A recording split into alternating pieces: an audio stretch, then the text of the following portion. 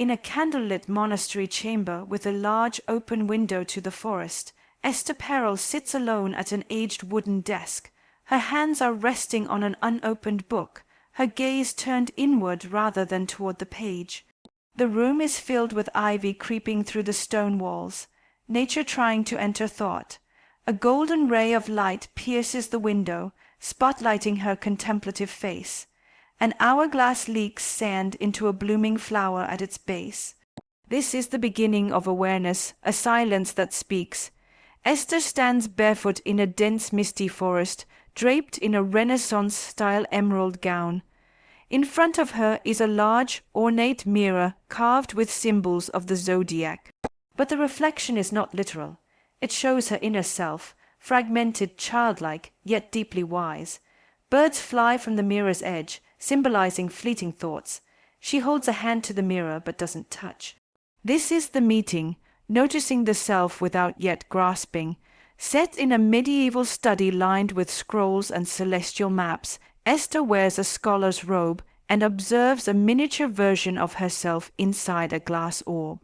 The orb is suspended by threads held by symbolic archetypes.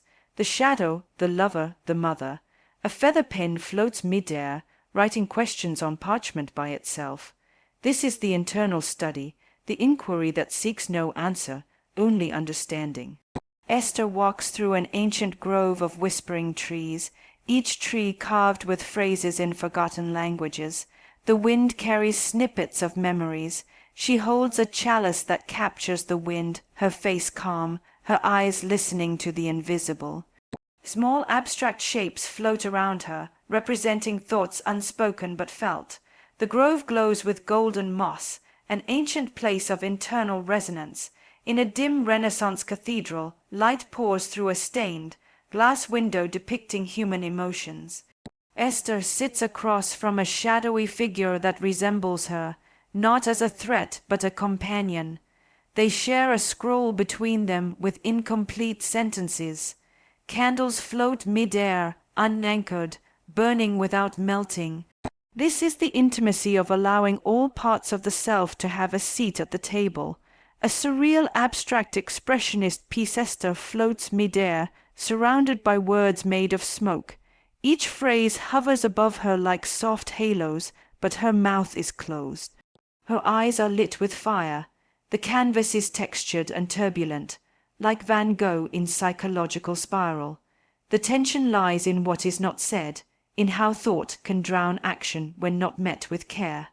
Esther stands in a clearing of wildflowers shaped like open books. She holds out her palm, from which butterflies shaped like question marks take flight. A medieval altar behind her is covered not in relics, but in philosophical quotes. The scene is bright with dawn light. This is the sacred act of choosing to ask instead of conclude. Inside a dim cloistered archive, Esther gently pulls scrolls from her own ribcage, each one glowing with old memories.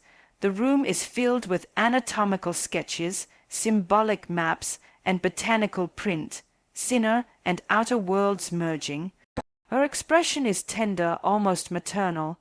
This is a reclaiming of her history, not to relive it, but to witness it. Esther kneels not in prayer, but in awareness, surrounded by stained glass windows depicting raw human emotions, grief, joy, rage, fear. The chapel is broken open to the sky above. Doves fly overhead, but some are wingless. Her gown is embroidered with vines that move subtly with breath. This is the sacred space where intimacy begins, kneeling not in weakness, but in reverence.